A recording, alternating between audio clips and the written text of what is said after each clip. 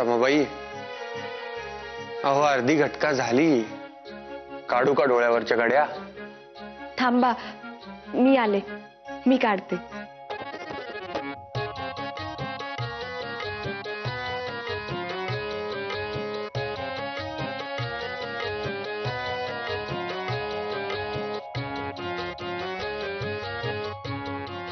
वाह, फारच बरे वाटते आहे. वाटते ना बरे? डोळ्यांना विश्रांती मिळाली म्हणजे वाटणारच बरे. पण आमचे ऐकते कोण? अहो रमाबाई, सध्या आम्ही तुमचेच ऐकत असतो की. वडील माणूस नाही ना कोणी घरात.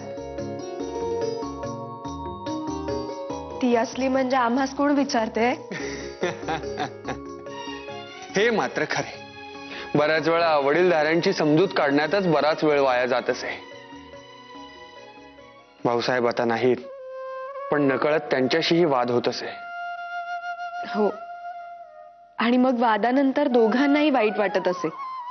पण गंमत म्हणजे दोघांपैकी कुणीच आपल्या मतापासून मागे हटण्यास तयार नसे. वाईट वाटून वाद थांबे इतकेच.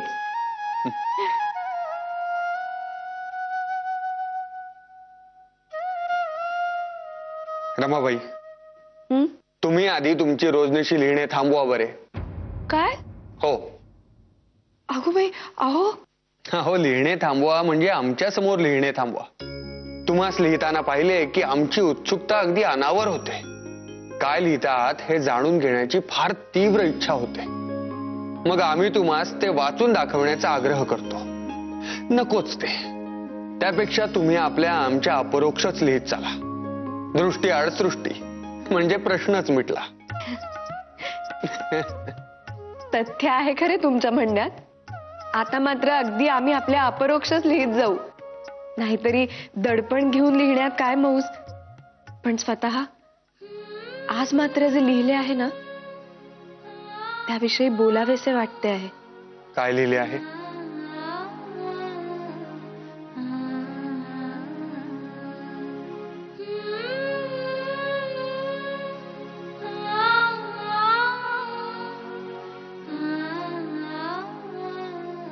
त्या दिवशी खऱ्या अर्थाने मामनजींचा रुद्रावतार पाहिला. स्वतःनी विष्णुशास्त्री पंडित आणि त्यांच्या पत्नी कुसाबाई यास भोजनासाठी निमंत्रित केले होते. विष्णुशास्त्रींनी विधवा कुसाबाईंशी पुनर्विवाह केला म्हणून हे अभिनंदनाचे भोजन होते. पण धर्म बुडविणाऱ्यांना घरी भोजनाचे निमंत्रण दिल्यामुळे मामनजींचा पारा चढला होता. बायकांनी त्या दोघांच्या समोरही यायचे नाही अशी ताकीद दिली होती. मलाच फक्त मुभा दिली होती. मामनजी बाळंभटजींना घेऊन देवळात निघून गेले होते. आल्यावर मात्र भडकाच उडाला. सनातन्यांनी मामनजींना ग्रामण्याची धमकी दिली होती. त्यामुळे त्यांचा संताप झाला होता. आणि त्यांचे वागताडण सुरू असतानाच मी एक अगोचरपणा केला. वय लहान आणि उत्सुकता फार. त्यामुळे पोच न ठेवता मी मध्येच तोंड खुपसून ग्रामण्य म्हणजे काय असे विचारले. तेव्हा मामनजी प्रथमच मला तोडून बोलले. मी खूप घाबरले आणि रडू लागले. माईंनी, ताई सासूबाईंनी मला जवळ घेऊन खूप समजूत घातली. परंतु या साऱ्या प्रकारात स्वतः मात्र अगदी शांत होते.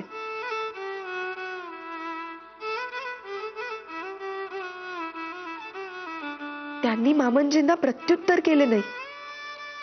त्यावेळी मला कळले नाही, पण आज कळते आहे. विष्णुशास्त्री कुसाबाईंना बोलावण्याचा प्रसंग, दयानंद सरस्वतींची भाषणे, सगुणा देवांची मला शिकवण्यासाठी केलेली नेमणूक, घरातील पूजेस नकार देऊन दुष्काळी भागात जाणे, या साऱ्या गोष्टी स्वतःनी एक शब्दही न उच्चारता किंवा अवडंबर न माजवता थेट अंमलात आणल्या.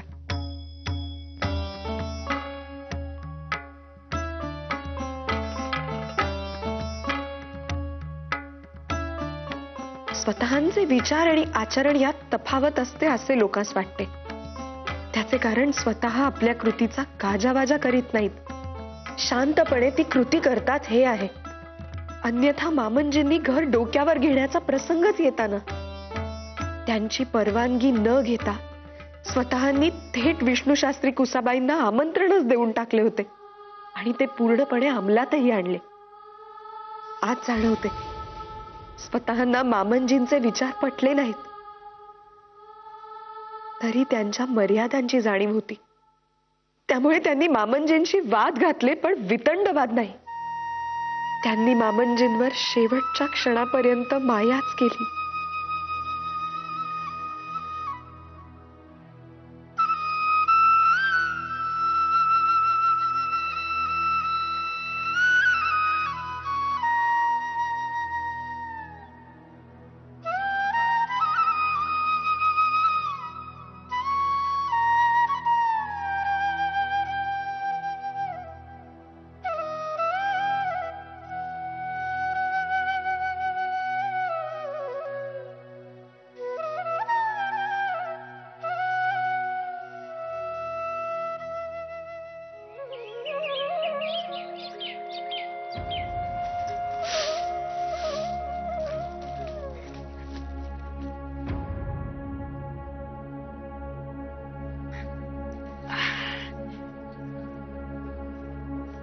मुक्ता,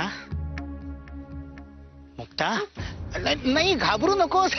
घाबरू नकोस, घाबरण्यासारखे काही नाही हो. माझे एक लहानसे काम होते.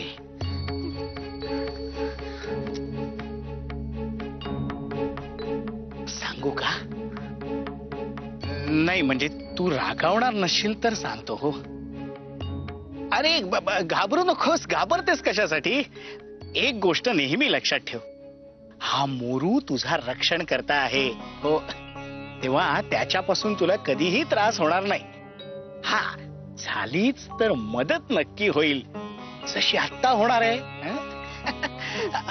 हे बघ हे बघ हे बघ, ऐक ऐक ऐक, तू इकडे येतेस, सारखी कामे करतेस हो, पाहिले आहे ना मी.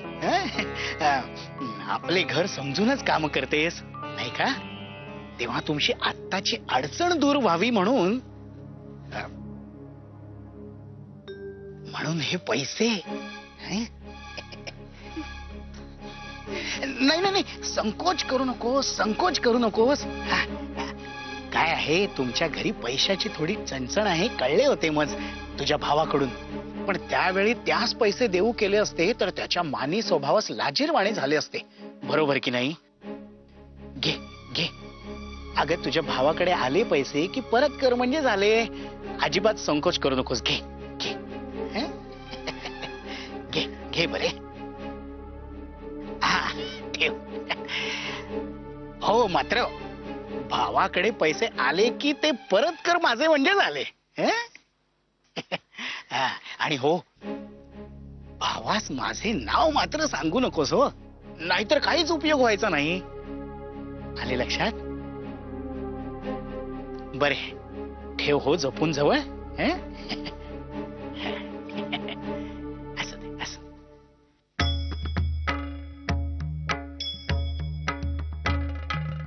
मोरोबा, योजल्याप्रमाणे घडते आहे सारे. हरिओम हरिओम.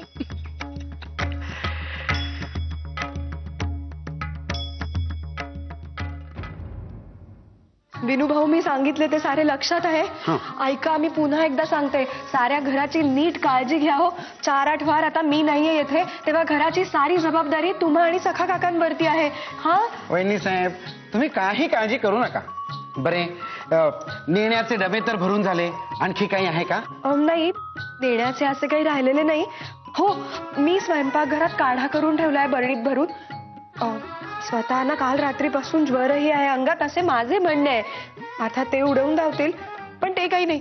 तुम्ही की नाही आठवणीने ते मुंबईला निघेपर्यंत दिवसातून 2 वेळा त्यांना हा काढा ऊन करून द्यायचा. सकाळी 80 पोटी मोरावळा द्यायचा आणि दुपारी रात्री अर्धे भांडे काढा ऊन करून द्यायचा. राहील ना लक्षात? हो हो वहिनी साहेब, राहील लक्षात माझ्या. मुळीच चूक व्हायची नाही माझ्याकडून. आणि चुकला तर मी आहे की फटकवायला. आता 4 दिवस हाय माझ्या ताब्यात. नाही त्याच्या फुशरक्यांना लगाम घातला तर बघा तुम्ही वहिनीबाई, गाडीची नाही पत आणि नाव गणपत. मला याव येतोय त्याव येतोय, येत तर काहीच नाही त्याला. ते बघा बाई तुमचे तुम्ही. नाही नाही वहिनी साहेब, अहो मला याच्या तावडीत सोडून जाऊ नका तुम्ही. आणि मी काय म्हणतो वहिनी साहेब, आता 4-6 वार तुम्ही नाहीत आणि 2 वारांनी मालकही नाहीत, तेव्हा मालक मुंबईस गेले की मी पुण्यास गेलेले चालेल का? खर्चांचीही जरा भेट होईल आणि तुम्ही नाशकास परताल तेव्हा मीही परतेन. माझी काहीच हरकत नाही, फक्त तुम्ही यांची परवानगी घ्या म्हणजे झाले. जा जा, परतून इथंच यायचंय. मग तू आहेस आणि मी आहे.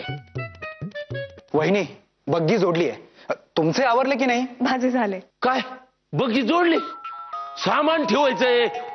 ये अरे चल की.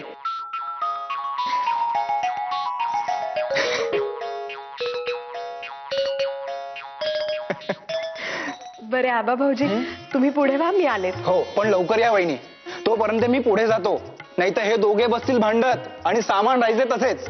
हा? या लवकर. आले.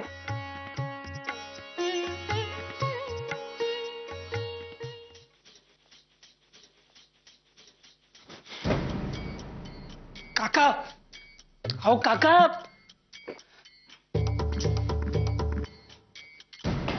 अरे नुसत्या फेऱ्याच मारणार आहेस की काही सांगणार आहेस? काय सांगू तुम्हास, नेमके काय झाले ते? अरे काही सांगितल्याशिवाय कळणार कसे? काका हो, रत्नागिरीहून निरोप आलाय. काय? हो ना, मला एक समजत नाहीये, आपला इथला पत्ता त्यांना मिळालाच कसा?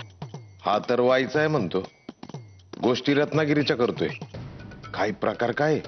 पण निरोप? तेच तर, भेटला तो मुळी निरोप घेऊनच.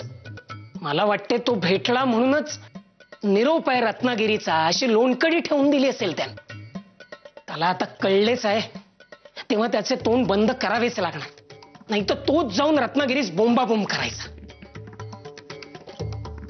मग आता त्याच्या मुठीत पैसे कोंबावेच लागतील, तेव्हाच त्याचे तोंड बंद होईल.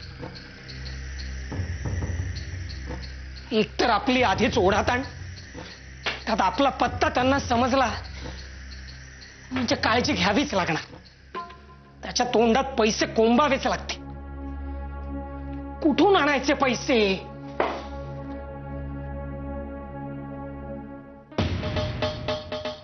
घे.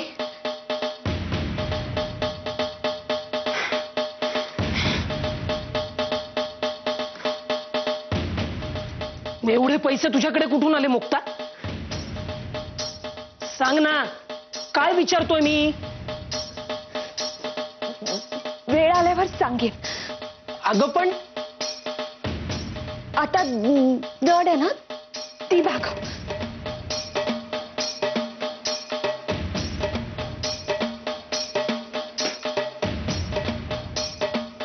हे पैसे त्याच्या तोंडावर फेकतो, पुन्हा इथे फिरकणारच ना. पैसे? हिच्याकडे कुठून आले पैसे? आणि बोलत बी नाहीये. अरे देवा, चोरले बिरले का काय हिने वाड्यातून? वाटत तर नाही तशी. हा प्रकार काय आहे कोण जाणं? गडबड गडबड आहे देवा, काहीतरी गडबड आहे. या गोष्टीचा अर्थ काय समजायचा आम्ही? आजपर्यंत या घरात घडत आलेली प्रत्येक गोष्ट वडीलधाऱ्यांच्या साक्षीने आणि त्यांच्या विश्वासानेच झाली आहे. भाऊसाहेब असताना कुणाची हिंमत झाली असती असा गैरव्यवहार करण्याची? आणि आज ती समोरची मुलगी दिवसभर इथे या वाड्यात वावरत असते आणि संध्याकाळी आपल्या भावाला पैसे लिहून देते. याचा अर्थ काय? तिच्याकडे ही रक्कम कुठून आली या घरातल्या कुणालाही माहित नाही. आपल्यापैकी कुणीतरी तिला ही रक्कम दिली असल्याशिवाय तिच्याकडे ही अशी रक्कम येणे शक्यच नाही. ही रक्कम तिला कोणी दिली हे कळायलाच हवे.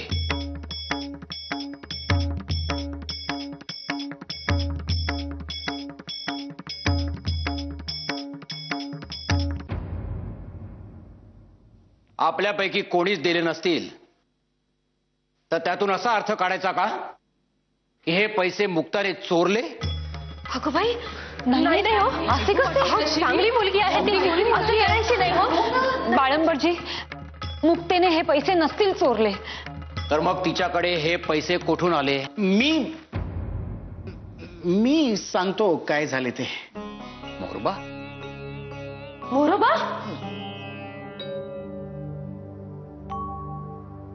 ऐक माई, झाले असे की मुक्ता मुक्ता माझ्याकडे आली होती. तुझ्याकडे? काय करेल बिचारी, घरात पैशाची अडचण आहे, तेव्हा थोडे पैसे मिळतील का म्हणून म्हणत होती. अगो बाई, तुझ्याकडे कशाला आली? आम्ही होतो ना जिवंत. अगो नाही तर काय, दिवसभर आपल्याच बरोबर असते ना ती. नाही तसे तसे म्हटले मी तीस. म्हटले की पैशाची एवढी चणचण आहे तर बाळंपडजींकडे जा, माईला सांग, नक्की मदत करतील ते. मग तशी ती लगेच म्हणाली की त्यांच्याकडे पैसे मागावयास कसे तरी वाटते, लाज वाटते. तुम्ही कराल मदत तर जन्मभर ऋणी राहीन म्हणाली. अगो बाई, अरे इतकी वाक्य बोलली ती. मग तुझ्या जवळ पैसे मागताना लाज नाही वाटली? खरे सांगू ताई काकू, मन द्रवले हो माझे. तिच्या डोळ्यातले आसवे पाहावेनात माझ्याने, म्हणून लगेच माझ्याकडे जेवढी रक्कम होती तेवढी मी देव केली. 4 वेळा हात जोडले हो बिचारीने. म्हणाली सांगू नका कोणास, म्हणून नाही सांगितले, नाहीतर या आधीच सांगितले असते. पण शेवटी तुम्हास कळलेच. बिचारी बिचारी कसली? तिला आम्ही साधी भोळी समजत होतो, ही तर म्हणजे चांगली वस्तादच निघाली. अगो नाही तर काय, खाली मुंडी आणि पाताळ ढुंडी. मी तर म्हणते ताई, आता आपल्याला अगदी सावध राहावयास हवे हो वेळेवर. नाही, आज मोरोबाकडे पैसे मागितलेत, उद्या या घरामध्ये आपलेच घर समजून जे काम करतेय ना, ते या घरातली एखादी वस्तू चोरून नेली ना तरी देखील कळायचे नाही हो आपल्यास.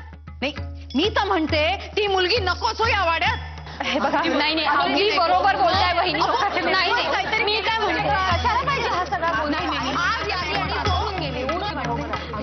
नाही माई, तुला ना उगाच काही गरज नाही. कशाला काय?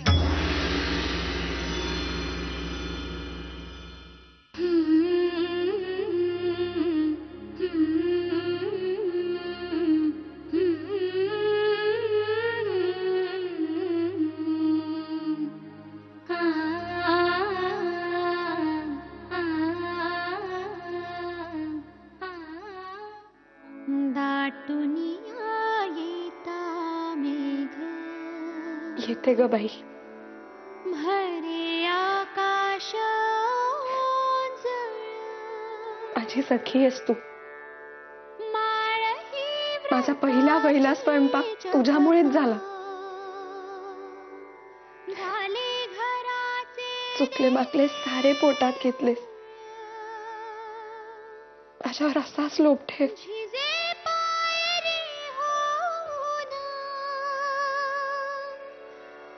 जन्म चंदना सारखा